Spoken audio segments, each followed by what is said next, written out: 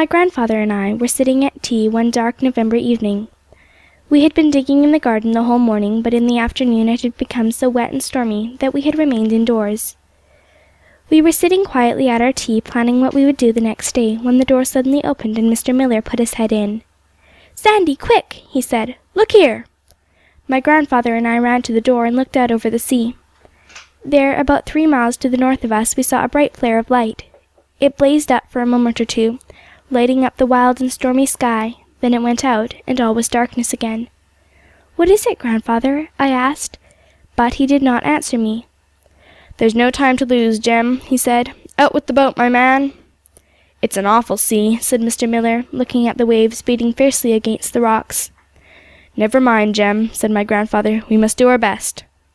So the two men went down to the shore, and I followed them. "What is it, grandfather?" I asked again. "There's something wrong out there," said he, pointing to the place where we had seen the light. "That's the flare they always make when they're in danger and want help at once." "Are you going to them, grandfather?" I said.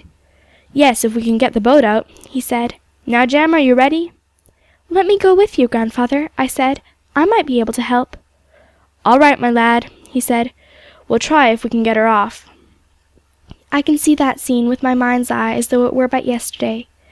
My grandfather and Mr. Miller straining every nerve to row the boat from land, whilst I clung to one of the seats, and tried in vain to steer her. I can see poor Mrs. Miller standing on the pier, with her shawl over her head, watching us, and 2 of her little girls clinging to her dress.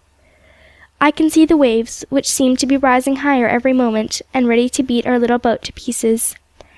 And I can see my grandfather's disappointed face, as, after many a fruitless attempt, he was obliged to give it up. "It's no use, I'm afraid, Jem," he said at last. "We haven't hands enough to manage her." So we got to shore as best we could, and paced up and down the little pier. We could see nothing more. It was a very dark night, and all was perfect blackness over the sea.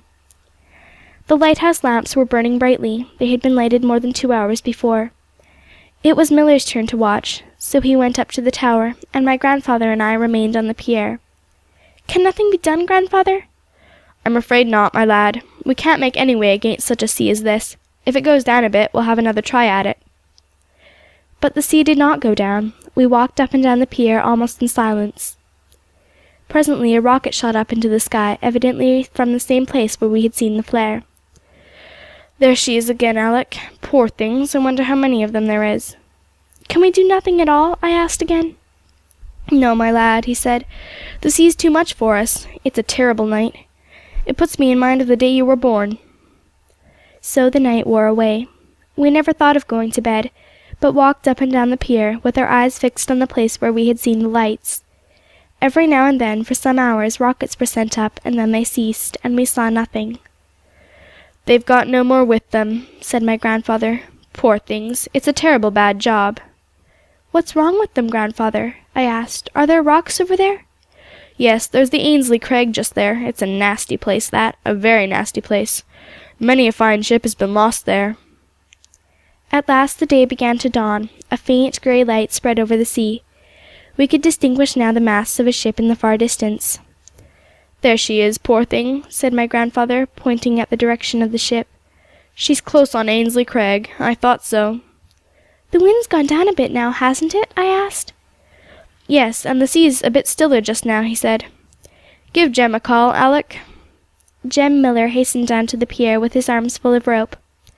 "All right, Jem, my lad," said my grandfather. "Let's be off. I think we may manage it now." So we jumped into the boat and put off from the pier. It was a fearful struggle with the wind and waves, and for a long time we seemed to make no way against them. Both the men were much exhausted, and Jem Miller seemed ready to give in. "Cheer up, Jem, my lad," said my grandfather. "Think of all the poor fellows out there. Let's have one more try." So they made a mighty effort, and the pier was left a little way behind. Slowly, very slowly, we made that distance greater.